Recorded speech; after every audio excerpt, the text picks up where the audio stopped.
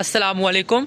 जैसा कि हम पहले कल डिस्कस कर चुके हैं कि हमने करंट अफेयर्स के लेक्चर्स में हमने क्या पढ़ना है और हमने किस तरह अपने सिलेबस को लेकर चलना है, तो सारी चीज़ें हम कल पढ़ चुके हैं। लेकिन जो आज का लेक्चर है वो सीएसएस का करंट अफेयर का सिलेबस डिस्कस करना है कि इसके अंदर क्या क्या चीज़ें हैं। और आज का लेक्चर वो जितनी भी मेरी वीडियोज़ आएंगी उनसे भी ज़्यादा इम्पोर्टेंट है, क्योंकि यहाँ पर ऐसे भी स्टूडेंट हैं जो प्रिपरेशन कर रहे होते हैं सीएसएस की, लेकिन वो सबसे बड़ी मिस्टेक ये करते हैं कि उन्हें पता नहीं होता कि जो सिलेबस इसका क्या है, इसका जो है वो हमने पढ़ना क्या है, इसका तरीका नहीं पता होता। तो ये वीडियो जो है वो बिफोर लेक्चर, ये वीडियो बहुत ज़्यादा इंपॉर्टेंट होने वाली है, जिसमें आप लोग ये चीज़ें सीखेंगे कि क्या आउटलाइंस है हमारे सिलेबस की। तो मैं स्टार्ट करता हूँ। सबसे पहले हमारे सिलेबस के अंदर जो है वो आ जाती हैं पाकिस्तान डोमेस्टिक अफेयर्स के बारे में। ठीक है, पाकिस्तान डोमेस्टिक अफेयर्स के अंदर हमारे पास आ जाता है पॉलिटिकल, इकोनॉमिक और सोशल। ठीक है, अब पाकिस्तान डोमेस्टिक के अंदर हम पाकिस्तान की जिग्राफिया के बारे में पढ़ते हैं, पाकिस्तान की जो है वो जिग्राफिक स्टैटिस्टिक सिग्निफिकेंस के बारे में पढ़ते हैं, पाकिस्तान की पॉलिटिक्स और डेमोक्रेसी के बारे में पढ़ते हैं। ठीक है, यानी पाकिस्तान की डेमोक्रेसी पे बहुत से क्वेश्चन आ जाते हैं। आप साथ पेंसिल पकड़ें और पेंसिल नीट नोट किए जाएं कि इस डोमेस्टिक अफेयर्स के अंदर क्या क्या आता है। ठीक है, हम इसके अलावा आपने फाटा के बारे में सुना होगा। ठीक है, उसकी हम ब्रीफ हिस्ट्री पढ़ते हैं, उसकी रिसेंट रिकवरी इनिशिएटिव्स पढ़ते हैं, रिफॉर्म्स के बारे में पढ़ते हैं, बलूचिस्तान की इम्पोर्टेंस के बारे में पढ़ते हैं, बलूचिस्तान की क्राइसिस के बारे में पढ़ते हैं। और आप जानते होंगे कि बलूचिस्तान की 5 इंसर्जेंसीज है, जो कि इंसर्जेंसीज है, वो हम पढ़ते हैं। इसके अलावा फाटा के बारे में पढ़ते हैं। ठीक है, इकोनॉमिक चैलेंजेस एंड सॉल्यूशंस के बारे में पढ़ते हैं हम, और करप्शन और पनामा लीक्स जो है वो इसके बारे में हम यहाँ पे पढ़ते हैं। अब सेकेंडली हमारे पास है पाकिस्तान एक्सटर्नल अफेयर्स। ठीक है, इसके अंदर हम पढ़ते हैं पाकिस्तान के रिलेशंस। ठीक है, पाकिस्तान के अपने नेबर्स हमसाया ममालिक के साथ कैसे रिलेशंस हैं, इंडिया के साथ, चाइना के साथ, अफ़गानिस्तान के साथ और रूसिया के साथ, ये पढ़ते हैं। सेकंड में हम पाकिस्तान के रिलेशन मुस्लिम वर्ल्ड के साथ कि अपने हमसाया ममालिक के साथ कैसे हैं, मुस्लिम ममालिक के साथ कैसे हैं, और यूनाइटेड स्टेट्स के साथ कैसे हैं, regional and international organization UN, SAARC, ECOI, WTO, GCC, ये सारी ऑर्गेनाइजेशन है, इनके साथ जो है वो पाकिस्तान के क्या रिलेशन है। ठीक है, और हम ये पढ़ते हैं कि इसमें जो है वो एरियाज ऑफ म्यूचुअल कन्वर्जेंस या क्या नतीजा निकलता है। ठीक है, और इसी के अंदर हम एरियाज ऑफ बायलैटरल ऑपरेशन पढ़ते हैं। ठीक है, फ्यूचर प्रोस्पेक्ट्स क्या होंगे, इसके जो है वो फ्यूचर पर इम्पैक्ट क्या हो सकते हैं पाकिस्तान पे। जिस तरह अभी पाकिस्तान ईरानी रिलेशनशिप आपने देखा होगा, ईरान की न्यूक्लियर डील है, तो ये भी जो है वो इसी के अंदर ही हम पढ़ते हैं। और इसी जिसमें जो है वो आपको पता है कि पाबंदी लगा दी गई है कि ईरान पाकिस्तान कोई चीज़ें ना भेजे, आपस में उनका डील ना हो सके। सो ये जो सारी जो चीज़ें हैं ना, ये इसी टॉपिक के अंदर पढ़ते हैं। अब ये नहीं कि जो आपको पढ़ाया जाएगा वही है, जो आपके मॉडर्न दौर में इस टॉपिक पर वो चीज़ सेट कर रही है, आपने उस चीज़ को इसके अंदर ऐड कर देना है। ठीक है, जैसे पाकिस्तान ईरान रिलेशनशिप है, तो अब जो न्यू 2024 में पाकिस्तान ईरानी रिलेशनशिप चल रहे हैं, आपने अगर क्वेश्चन आएगा तो आपको न्यू 8 से भी आ सकता है और आपको पिछले रिलेशनशिप भी पूछे जा सकते हैं। तो अगर वो आपसे इस तरह एलिटिव क्वेश्चन पूछ ले कि पाकिस्तान ईरान के रिलेशनशिप लिखें, तो आपने सिंपल जो है वो आज के दौर वाली चीज़ ज़रूर ऐड करनी है, करंट जो चीज़ है वो ज़रूर ऐड करनी है। ठीक है, अभी आप लोग इतने मैच्योर नहीं हुए कि आप पेपर अटैम्प्ट कर सके। ठीक है, तो इससे पहले आप लोगों को ये सब चीज़ें बताई जा रही हैं कि आपने किस तरह वहाँ पे जाके जो है इसकी सिलेबस देखना, और सिलेबस से मैं आप लोगों को डिस्कस कर रहा हूँ कि आपने चीज़ें किस तरह पढ़नी है। ठीक है, फिर आपसे जो है इसके अलावा आप ईरान का जैसे न्यूक्लियर डील है, ईरान एंड जो P5+1 न्यूक्लियर डील है, ठीक है, ये सारी चीज़ें जो है वो आप लोगों को कुछ ना कुछ इसमें से हम पढ़ेंगे। ठीक है, सऊदी ईरान क्लैश, ठीक है, पाकिस्तान के तुर्की के साथ रिलेशनशिप्स, ये भी हम पढ़ेंगे, हत्ता कि वो उसने जो है वो इसके अंदर ऐड किया हुआ है। ठीक है, तुर्की के साथ रिलेशनशिप में आप लोग जानते हैं इश्यूज़ ऑफ डाइवर्जेंस।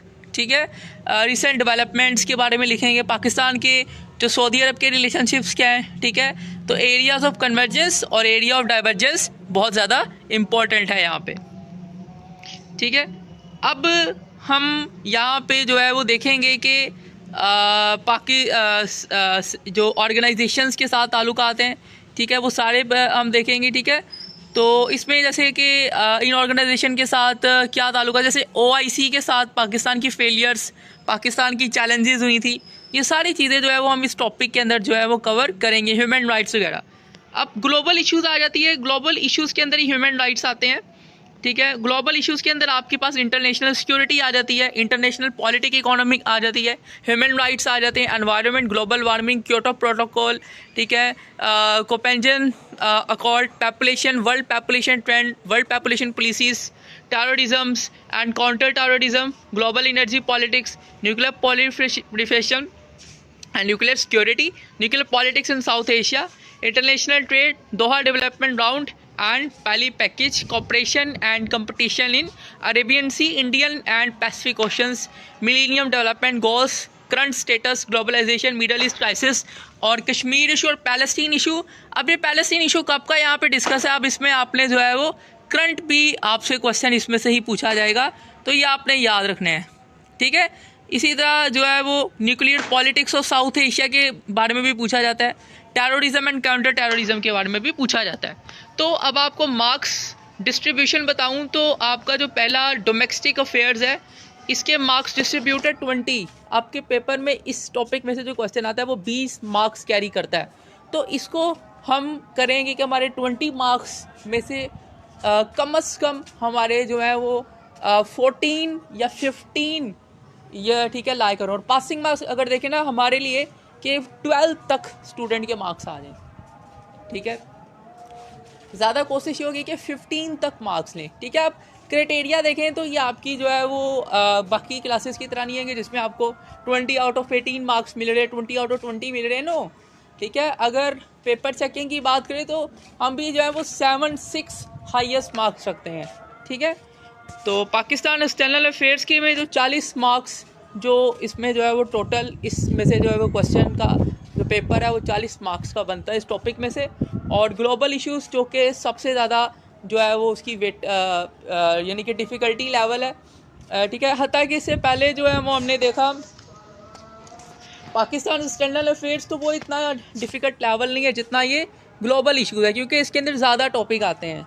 ठीक है, तो इसकी वेटेज जो है वो उसकी भी 40 मार्क्स है, लेकिन इसके अंदर बहुत सारी चीज़ें आती हैं, आपको बहुत सी इसके अंदर जो है वो फैक्ट्स फिगर्स वगैरह याद करने पड़ते हैं।